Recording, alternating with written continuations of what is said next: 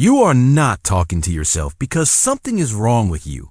You are doing it because your mind refuses to stay vague. Most people believe clear thinking happens in silence. But for some minds, silence is exactly where things start to blur. Thoughts move too fast, stack on top of each other, and lose their shape before they can be understood. So instead of holding everything inside, you let it out. Not for attention, not out of habit, but because it is the only way to slow things down enough to see them clearly. From the outside, it can look strange, like you are distracted or unfocused. But inside, it feels like the opposite. It feels like control, like organizing a crowded room one object at a time. Giving each thought a place instead of letting them collide.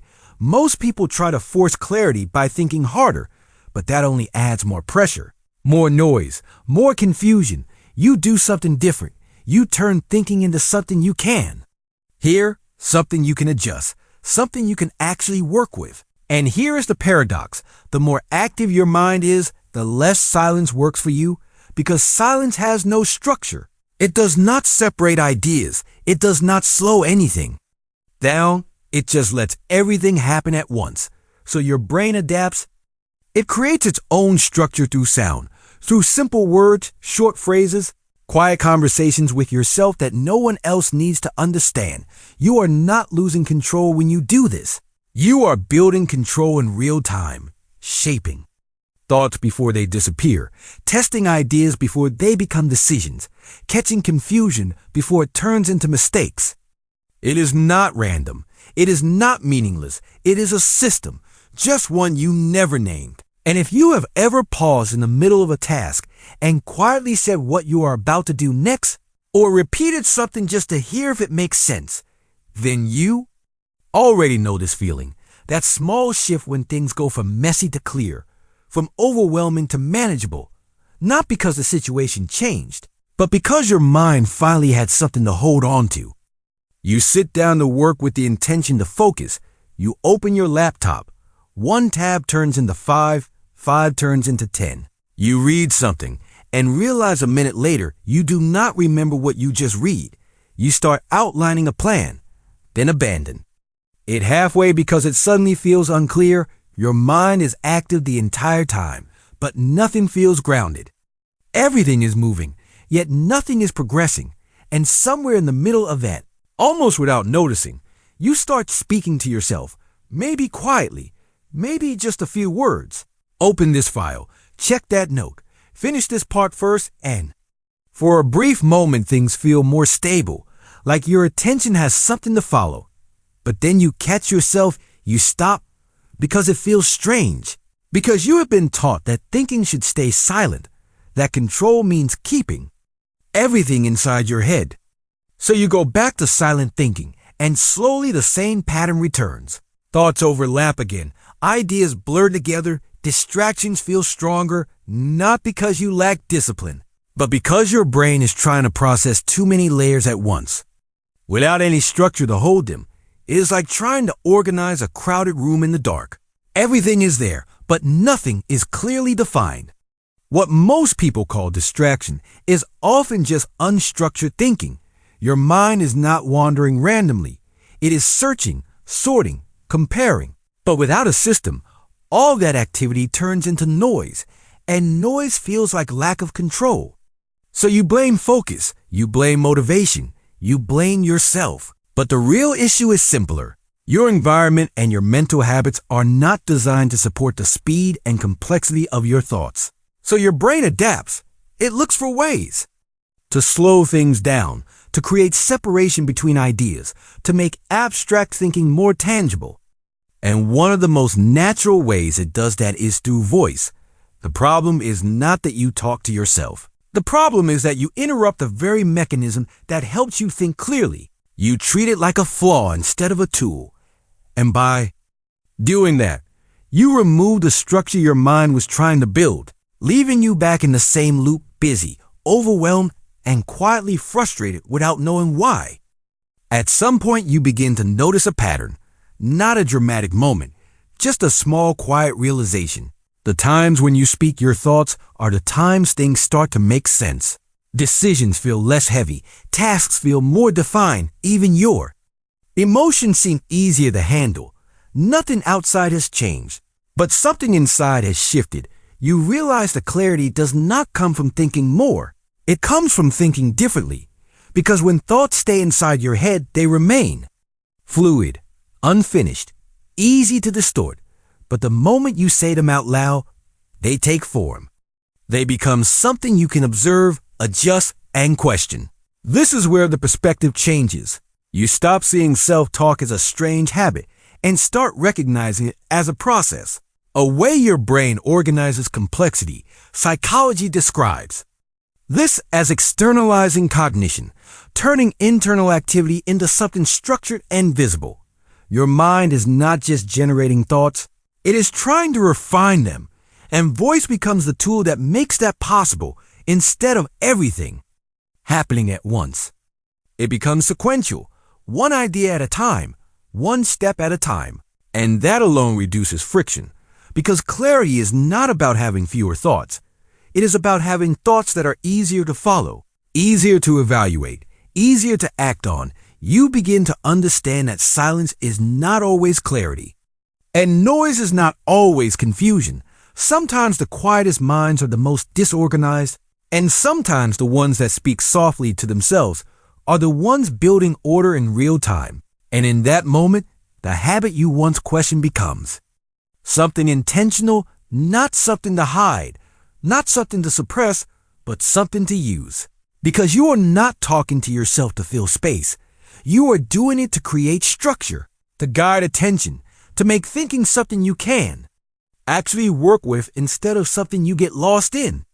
So instead of trying to stop this habit, you turn into something intentional, something simple enough to use every day without effort. Because the goal is not to talk more, it is to think more clearly using the least amount of friction.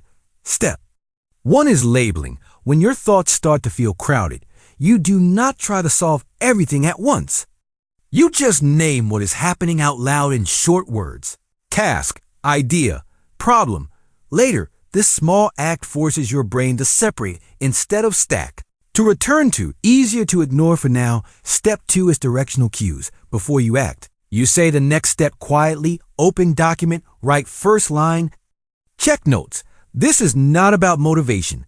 It is about guidance. Your attention follows what is clear. And when you hear the next step, your brain locks onto it, reducing hesitation and unnecessary switching. Instead of asking, what should I do? You already know because you just told yourself. Step 3 is emotional distancing. When pressure builds or frustration rises, this creates space between you and the emotion. It turns reaction into observation, and that space is where control begins. Not by suppressing how you feel, but by guiding how you respond. Imagine a simple stick figure sitting at a desk, thoughts spinning quickly above its head, overlapping.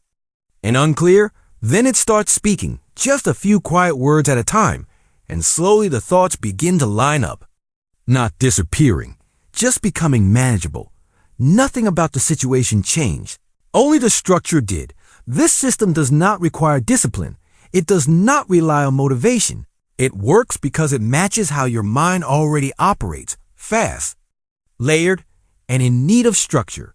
And instead of fighting that, you give it a tool that brings everything back into order. One word, one step, one moment at a time.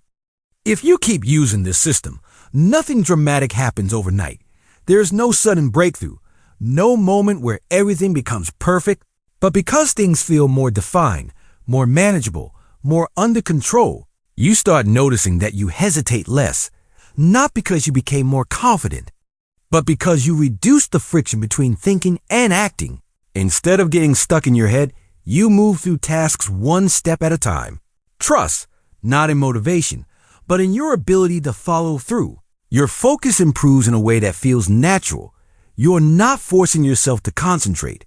You are simply removing the conditions that cause distraction. Your mind has fewer loose ends, fewer overlapping thoughts competing for attention. And because of that, even complex work starts to feel clearer, more structured, easier to approach emotionally. The shift is just as subtle, but just as important. Moments of stress do not escalate as quickly. You catch yourself earlier. You create distance before reacting. And that small pause changes everything. It keeps you steady when things would normally feel overwhelming, not by eliminating pressure, but by giving you a way to respond instead of react. Over weeks and months, these small adjustments compound. You make fewer avoidable mistakes. You remember things more clearly. You spend less time starting over and more time actually progressing, not in bursts of intensity, but in steady, repeatable steps. And that is the real difference. Not doing more, not pushing harder, but building a way of working that supports you instead of exhausting you. Because consistency is not about effort, it is about structure. And once the structure is in place, progress becomes something that happens quietly in the background, without resistance, without constant self-correction, just steady movement forward. You do not need to become someone else to think more clearly.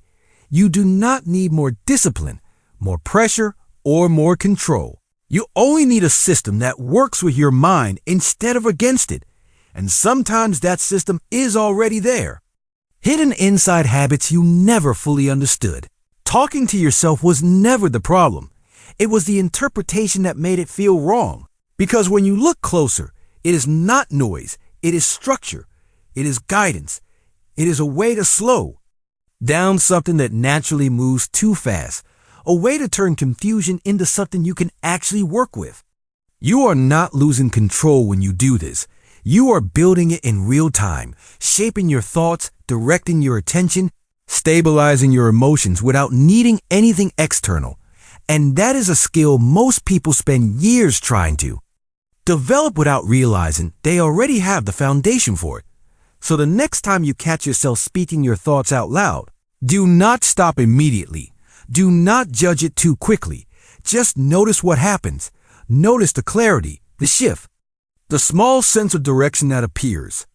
Because that is the system working, quietly doing its job. You do not need a completely new life to feel more in control.